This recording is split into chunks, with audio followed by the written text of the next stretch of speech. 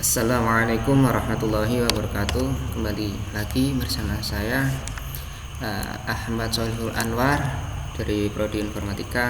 Di sini saya akan melanjutkan mengenai mata kuliah Achievement Motivation Training yang diambil oleh Pak Hasan. Di sini kali ini saya akan menjelaskan mengenai teori-teori dalam teori proses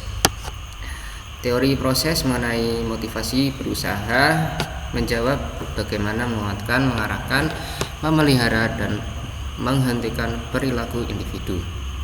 Teori yang tergolong ke dalam teori proses diantaranya yaitu teori harapan atau ekspektasi. Yang kedua, teori penentuan yang kedua yaitu penentuan tujuan. Yang ketiga yaitu teori penguatan, dan selanjutnya teori keadilan sebagai teori terakhir. Nah, yang pertama yaitu teori harapan yang dikembangkan oleh Viktor Fromm, menjelaskan bahwa motivasi seseorang dalam bekerja dipengaruhi oleh harapan mereka terhadap hasil yang akan diperoleh. Menurut teori ini, seseorang akan bekerja keras jika mereka percaya bahwa usaha mereka akan menghasilkan kinerja yang baik dan membawa imbalan yang dibutuhkan. Nah, dalam teori harapan ini terdapat 3 komponen utama, yaitu ekspektasi, yaitu harapan, memiliki keyakinan bahwa usaha yang dikeluarkan akan menghasilkan kinerja baik. Jika merasa bahwa kerja kerasnya ini bermanfaat atau memuaskan bagi dirinya, itu akan memberi motivasi yang lebih tinggi. Yang selanjutnya ada instrumentality, yang berarti keterhubungan, yaitu keyakinan bahwa kinerja yang baik akan menghasilkan imbalan tertentu. Jika seseorang yakin bahwa kinerja tinggi akan dihargai, misalnya dengan bonus atau promosi, maka mereka akan lebih termotivasi. Jadi keterhubungan ini ada keterkaitan dengan bonus atau yang lain yang dapat meningkatkan motivasi diri sendiri. Selanjutnya ada valensi, nilai atau tingkat kepuasan yang diberikan terhadap individu atau imbalan yang diterima. Jika imbalan tersebut dianggap berharga atau penting bagi individu, maka motivasi akan semakin membesar.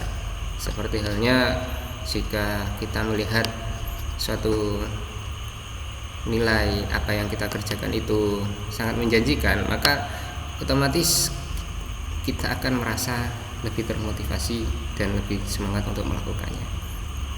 Nah, selanjutnya yaitu ada teori penentuan tujuan yang dikembangkan oleh Edwin Locke dan menjelaskan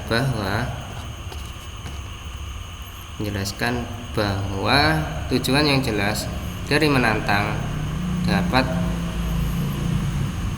meningkatkan motivasi dan kinerja seseorang. Menurut teori ini, individu akan lebih termotivasi jika mereka memiliki tujuan yang spesifik, menantang, dan disertai umpan balik. Prinsip-prinsip utama dalam teori penentuan tujuan yaitu ada spesifik, menantang, komitmen, dan umpan balik, dan kompleksitas tugas. Spesifik yaitu tujuan yang jelas dan terukur lebih efektif dibandingkan dengan tujuan yang umum. Misalnya meningkatkan penjualan sebesar 20%. Nah, ini lebih efektif daripada meningkatkan penjualan. Nah, selanjutnya ada menantang atau challenging. Tujuan yang sulit tetapi masih dapat dicapai akan meningkatkan usaha dan kinerja. Jika terlalu mudah, mungkin akan terlalu bosan. Nah, jika terlalu sulit mungkin akan membuat diri frustasi. Nah, selanjutnya ada komitmen. Seseorang akan lebih termotivasi jika mereka merasa terlibat dalam penetapan tujuan dan memiliki komitmen untuk pencapaiannya. Selanjutnya ada umpan balik, yaitu evaluasi berkala terhadap progres menuju tujuan menuju tujuan yang sangat penting, agar seseorang dapat memperbaiki strategi mereka jika diperlukan.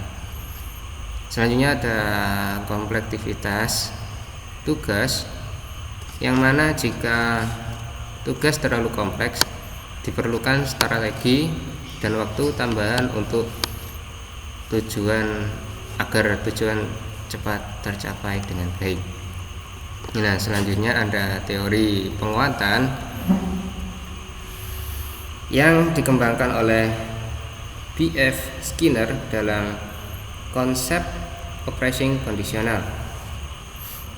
Teori ini menjelaskan bahwa perilaku seseorang dipengaruhi oleh konsekuensi yang diterima.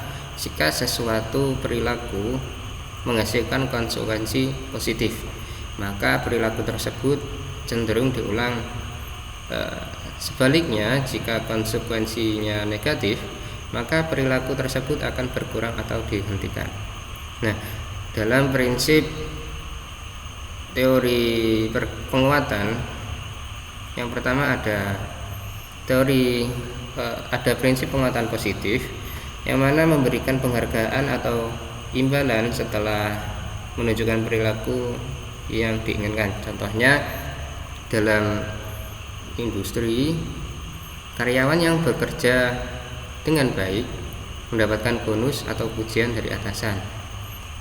Selanjutnya ada penguatan negatif, menghilangkan sesuatu yang tidak menyenangkan agar perilaku yang diinginkan meningkat. Contohnya, atasan mengurangi pengawasan ketat kepada karyawan yang sudah menunjukkan kinerja baik. Jadi ini yang dimaksud dengan penurunan pengawasan ini agar para karyawan ini tidak merasa tertekan, jadi akan otomatis menyenangkan bagi beberapa karyawan. Selanjutnya ada hukuman atau punishment, memberikan konsekuensi negatif untuk mengurangi atau menghentikan perilaku yang tidak diinginkan. Nah, ini contohnya karyawan yang sering terlambat dikenakan potongan gaji. Ini bisa sebagai contoh agar bisa menjadi motivasi untuk tidak melakukan kesalahan dalam melakukan pekerjaan. Selanjutnya ada penghapusan. Ini berarti menghentikan penguatan terhadap perilaku tertentu sehingga perilaku tersebut perlahan-lahan menghilang. Contohnya jika seorang karyawan tidak lagi mendapatkan perhatian atas keluhan yang tidak penting, maka ia akan berhenti mengeluh. Jadi seperti saat kita terlalu banyak mengeluh terhadap sesuatu tapi tidak ada yang merespon, mungkin kita sebaiknya melupakan apa yang kita keluhkan. Nah, selanjutnya ada teori keadilan atau equity theory yang dikembangkan oleh J. Stacy Adam dan menjelaskan bahwa motivasi seseorang dalam bekerja dipengaruhi oleh rasa keadilan dalam hal imbalan dan perlakuan yang diterima dibandingkan orang lain. Jika seseorang merasa diperlakukan adil, mereka akan merasa termotivasi. Sebaliknya, jika mereka diperlakukan tidak adil, mereka akan mengalami demotivasi atau bahkan menurunkan kinerja bagi mereka. Nah, prinsip utama dalam teori keadilan yaitu yang pertama ada prinsip perbandingan input output, yaitu input menjelaskan bahwa segala hal yang diberikan individu dalam pekerjaan seperti usaha, pengalaman, keterampilan, dan waktu kinerja. Yang selanjutnya ada output, yaitu imbalan yang diterima seperti gaji, bonus, pengakuan, dan promosi. Karyawan akan membandingkan rasio input output mereka dengan orang lain di lingkungan kerja. Selanjutnya ada prinsip persepsi keadilan. Jika seseorang merasa bahwa rasio input output mereka setara dengan orang lain, mereka akan merasa puas atau termotivasi. Selanjutnya ada jika mereka diperlakukan tidak adil, mereka merasa tidak puas dan kehilangan motivasi. Selanjutnya ada prinsip reaksi terhadap ketidakadilan. Jika seseorang merasa mendapatkan lebih sedikit dibandingkan rekan kerja dengan usaha yang sama, mereka bisa menurunkan kinerja, meminta kenaikan gaji, atau bahkan keluar dari pekerjaan. Sebaliknya, jika seseorang merasa mendapatkan lebih banyak dibandingkan rekan kerja dengan usaha yang sama, mereka mungkin akan bekerja lebih keras untuk menyesuaikan keseimbangan. Nah, untuk kesimpulannya yaitu teori motivasi kerja seperti teori harapan, ketentuan tujuan, penguatan, dan keadilan menyoroti faktor-faktor yang mempengaruhi proses atau kinerja.